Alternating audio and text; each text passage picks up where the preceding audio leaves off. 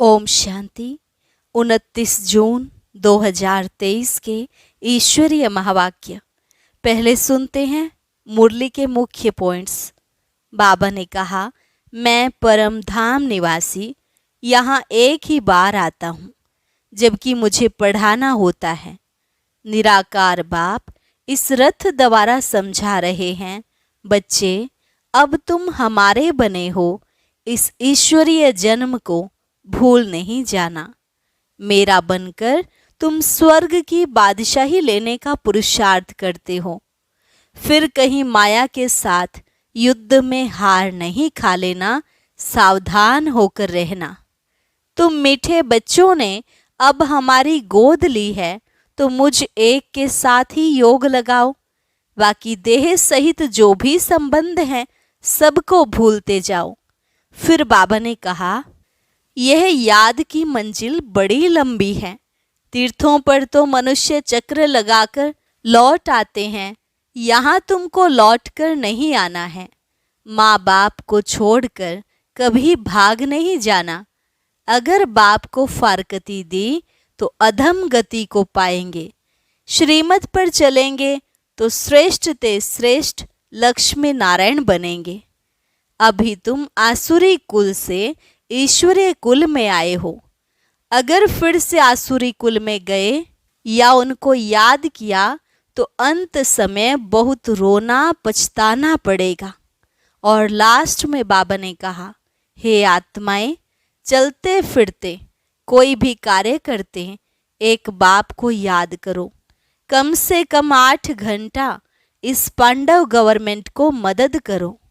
जितना जो याद में रहते हैं उतना दुनिया को पवित्र बनाते हैं।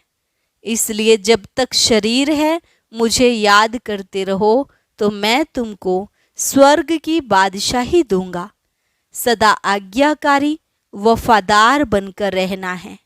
और अब सुनते हैं महावाक्यों को विस्तार से। मीठे बच्चे, ईश्वरीय बचपन को भूल ऊंचे ते ऊंचा वर्षा गंवा नहीं देना। फुल पास होंगे तो सूर्यवंशी घराने में राज्य मिलेगा। प्रश्न, सतयुग और त्रेता में किसी भी आत्मा को अपने कर्म नहीं कूटने पड़ते, क्यों? उत्तर, क्योंकि सतयुग त्रेता में जो भी आत्माएं आती हैं वह संगम की ही प्रारब्ध भोगती हैं। उन्होंने संगम पर बाप द्वारा ऐसे कर्म सीखे हैं जो 21 जन्म तक उन्हें कोई कर्म कूटना ना पड़े। अभी बाप ऐसे कर्म सिखलाते हैं जिससे आत्मा कर्मातीत बन जाती है। फिर किसी भी कर्म का फल दुख नहीं भोगना पड़ता। गीत, बचपन के दिन भुला न देना, आज हंसे कल रुला न देना। ओम शांति। बच्चों ने मीठा मीठा गीत सुना। बेहद का बाप बच्चों प्रति समझा रहे हैं। परम पिता परमात्मा उसको ही कहा जाता है जो श्री श्री यानी श्रेष्ठ ते श्रेष्ठ है। कहते भी हैं शिव भगवानुवाच, अर्थात रुद्र भगवानुवाच। रुद्र परम पिता परमात्मा को ही कहा जाता है। तो परम पिता परमात्मा इस शरीर द्वारा अपने बच्चों को समझा रहे हैं। ऐसे और कोई मनुष्य, साधु संत आदि नहीं कहेंगे कि तुम आत्मा हो। तुम्हारा परम पिता इस मुख कमल से बोल रहा है। कहते हैं गौ मुख। अब पानी की तो कोई बात नहीं, बाप है ज्ञान का सागर। श्री श्री 108 रुद्र माला व शिव माला है ना। तो पहले पहले यह पक्का निश्चय करो कि बाबा हम आत्माओं को पढ़ाते हैं। आत्मा ही संस्कार ले जाती है, आत्मा ही पढ़ती है ऑर्गन्स द्वारा। आत्मा खुद कहती है, मैं एक शरीर छोड़ दूसरा लेती हूँ। भिन्न भिन्न नाम रूप देश काल। सतयुग में पुनर्जन्म लेता हूँ तो नाम रूप बदल जाता है। यह आत्मा बोलती है। सतयुग में हूँ तो पुनर्जन्म भी सतयुग में होता है। अथवा बाप समझाते हैं तुम स्वर्ग में हो तो पुनर्जन्म वहाँ लेते हो। फिर नाम रूप बदलता जाता है। बाप निराकार शिव बाबा इस रथ में आकर समझा रहे हैं, बच्चे अब तुम हमारे बच्चे बने हो, तुमको बहुत खुशी चढ़ी हुई है। हम बेहद के बाप से वर्षा ले रहे हैं इस ब्रह्मा द्वारा। आत्मा कहती है मैं इस शरीर द्वारा बैरिस्ट्री अथवा डॉक्टरी का पार्ट बजाती हूँ। हम आत्मा अशरीरी थी, फिर गर्भ में आकर शरीर धारण किया है। बाप कहते हैं मैं तो गर्भ में नहीं आता हूँ। हम ऐसे नहीं कहेंगे कि परम पिता परमात्मा एक शरीर छोड़ दूसरा लेते हैं। नहीं, तुम लेते हो, यह दादा लेता है। इस आत्मा ने 84 जन्म पूरे किए हैं। यह आत्मा अपने जन्मों को नहीं जानती थी, अब 84 जन्मों को जाना है। आत्मा ही कहती है मैंने सूर्यवंशी घराने में जन्म लिया, फिर पुनर्जन्म लेते आए, फिर चंद्रवंशी घराने में जन्म लिया, फिर पुनर्जन्म लेते लेते सतयुग त्रेता द्वापर कलयुग में आए।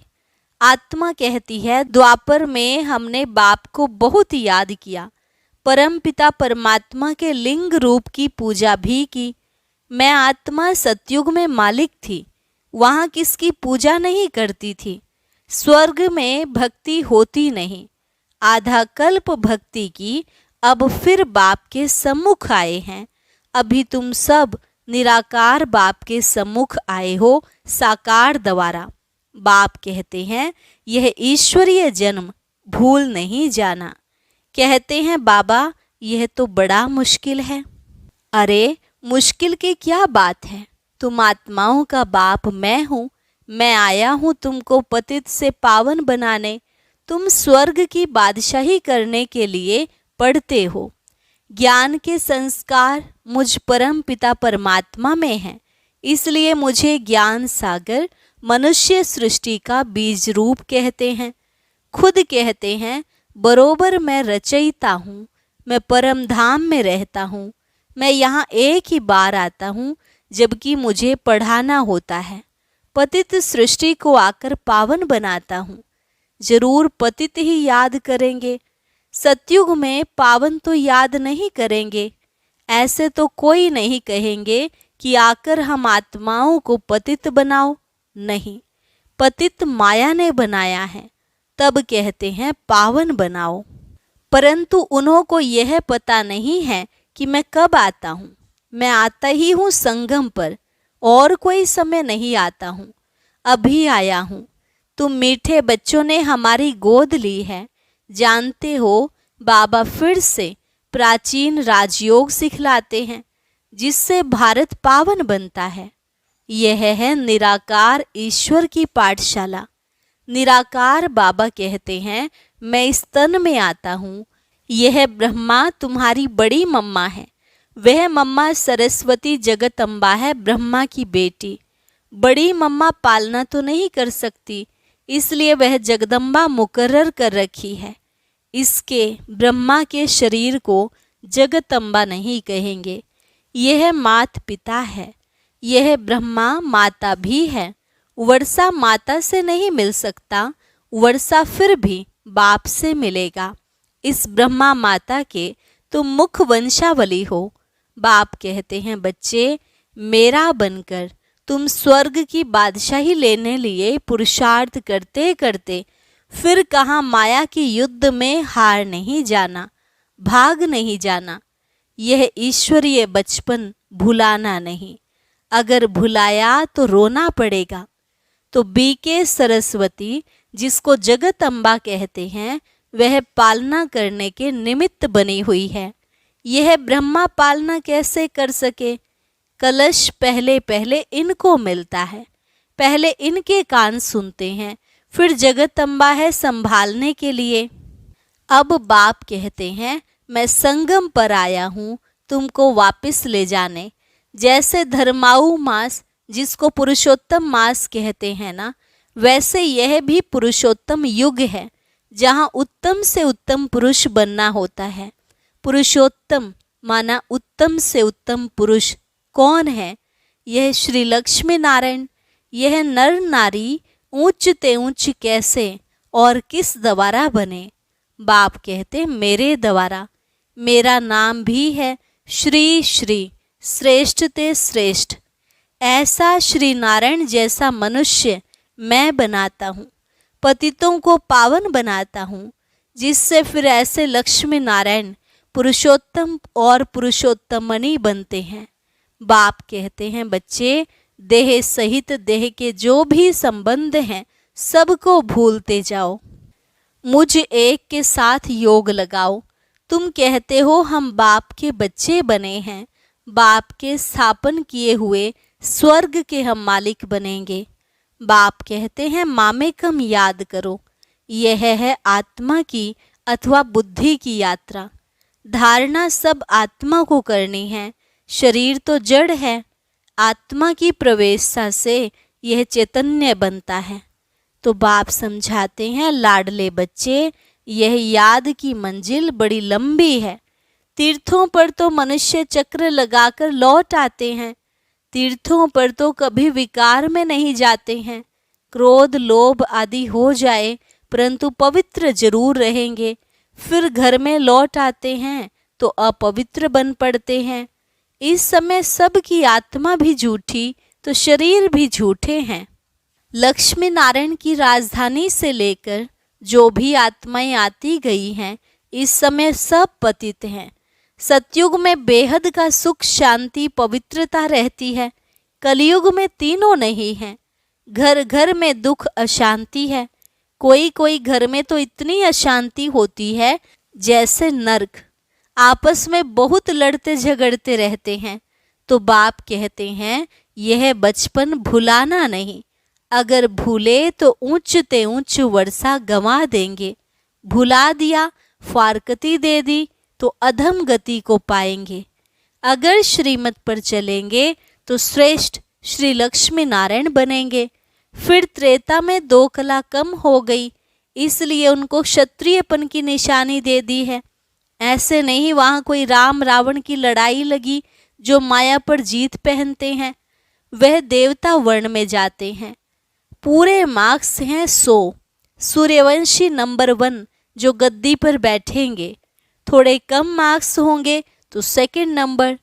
33% मार्क्स के नीचे आ जाते हैं तो राज्य पीछे मिलता है। सूर्यवंशी का पूरा हो फिर चंद्रवंशी का चलता है। सूर्यवंशी फिर चंद्रवंशी बन जाते हैं। सूर्यवंशी राजधानी पास्ट हो गई। ड्रामा को भी समझना है। सतयुग के बाद त्रेता, सतो प्रधान से सतो हो जाते हैं। खाद पड़ती जाती है। पहले गोल्डन, फिर सिल्वर, कॉपर। अब तुम्हारी आत्मा में खाद पड़ी हुई है। आत्मा की ज्योति उझाई हुई है। पत्थर बुद्धि बन पड़े हैं। बाप फिर पारस बुद्धि बनाते हैं। कहते हैं हे आत्माएं, चलते फिरते कोई भी कार्य करते बाप को याद करो। 8 घंटा तो पांडव गवर्नमेंट को मदद करो।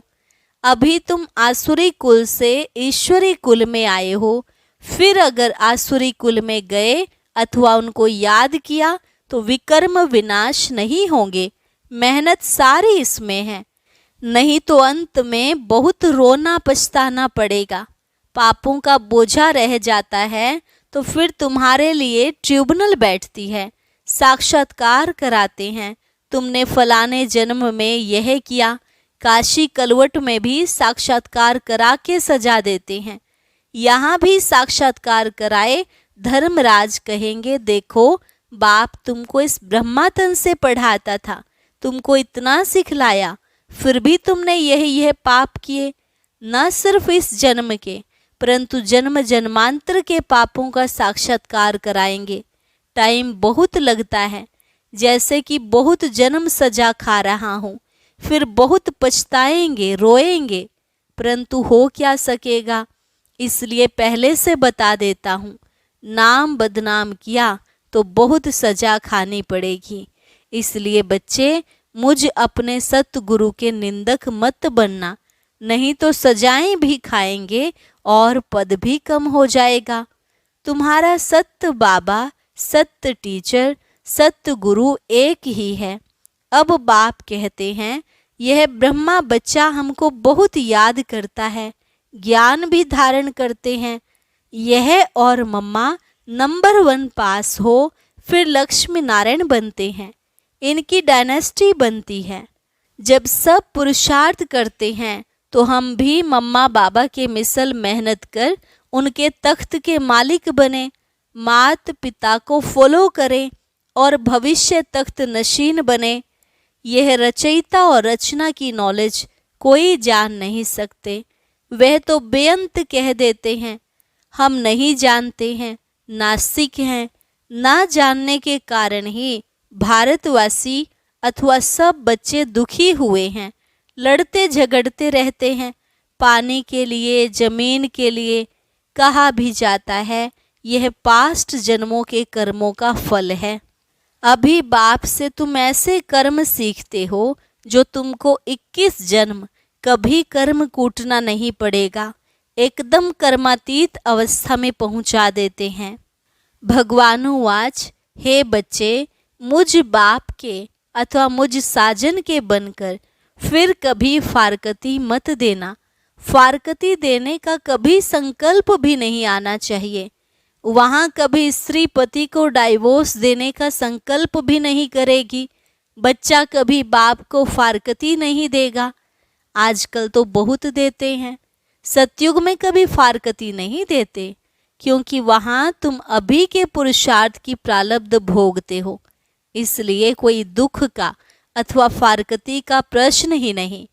यह याद की यात्रा है, परम पिता परमात्मा के पास जाने की रूहानी यात्रा। निराकार बाप निराकार आत्माओं से बात करते हैं इस मुख द्वारा, तो यह गौ मुख हुआ ना। बड़ी माँ है, तुम हो मुख वंशावली, उनसे ज्ञान रत्न निकलते हैं, बाकी गौ के मुख से जल कैसे निकलेगा। बाबा इस मुख द्वारा अविनाशी ज्ञान रत्न देते हैं। एक एक रत्न लाखों रुपयों का है, जितना तुम धारण करेंगे। मुख्य है ही मनमना भव, यह एक रत्न ही मुख्य है। बेहद का बाप कहते हैं, मुझे याद करने से मैं बेहद सुख का वर्षा देने लिए बांधा हुआ हूँ। जब तक शरीर है मुझे याद करते रहो तो तुमको स्वर्ग की बादशाही देंगे, क्योंकि तुम आज्ञाकारी वफादार बनते हो। जितना जो याद में रहते हैं उतना दुनिया को पवित्र बनाते हैं। याद से ही विकर्म विनाश होते हैं। बच्चों को माया घड़ी घड़ी भुला देती है, इसलिए खबरदार करते हैं, कभी बाप को भुला नहीं देना। मैं तुमको लेने आया हूँ। सतयुग से फिर नाटक रिपीट होगा। मैं सतयुग का मालिक नहीं बनूंगा, तुमको स्वर्ग की राजाई देता हूँ। मैं फिर आधा कल्प वानप्रस्थ में बैठ जाऊंगा, फिर आधा कल्प मुझे कोई याद नहीं करते। दुख में सभी याद करते हैं, सुख में करे न कोई। अच्छा, मीठे मीठे सिकिलधे बच्चों प्रति मात पिता बाप दादा का याद प्यार और गुड मॉर्निंग। रूहानी बाप की रूहानी बच्चों को नमस्ते। रूहानी बच्चों की रूहानी बाप दादा को नमस्ते नमस्ते, गुड मॉर्निंग। धारणा के लिए मुख्य सार। पहली पॉइंट, 8 घंटा पांडव गवर्नमेंट की मदद जरूर करनी है। याद में रहे विश्व को पावन बनाने की सेवा करनी है। कभी कोई उल्टा कर्म करके सतगुरु की निंदा नहीं करानी है। मम्मा बाबा जैसा पुरुषार्थ कर सूर्यवंशी राजाई लेनी है। वरदान, दिव्य बुद्धि के वाहन द्वारा तीनों लोकों की सैर करने वाले ज्ञान स्वरूप विद्यापति भव। दिव्य बुद्धि के वाहन द्वारा तीनों लोकों की सैर करने वाले ज्ञान स्वरूप विद्यापति भव। दिव्य बुद्धि अर्थात होली हंस बुद्धि। हंस अर्थात शीर और नीर को, मोती और पत्थर को पहचान मोती ग्रहण करने वाले। इसलिए होली हंस संगम युगी ज्ञान स्वरूप विद्या देवी सरस्वती का वाहन है। आप सभी ज्ञान स्वरूप हो, इसलिए विद्यापति या विद्या देवी हो, यह वाहन दिव्य बुद्धि की निशानी है। इस दिव्य बुद्धि के वाहन द्वारा आप तीनों लोकों का सैर करते हो। यह वाहन सभी वाहन से तीव्र गति वाला है। स्लोगन: अपनी सर्व शक्तियों को अन्य आत्माओं के प्रति विल करना ही सर्वश्रेष्ठ सेवा है। अपनी सर्व शक्तियों को अन्य आत्माओं के प्रति विल करना ही सर्वश्रेष्ठ सेवा है। अच्छा, ओम शांति। अब सुनते हैं आज का अव्यक्त ज्ञान मोती। इसके लिए ऊपर दिए गए बॉक्स पर क्लिक करें।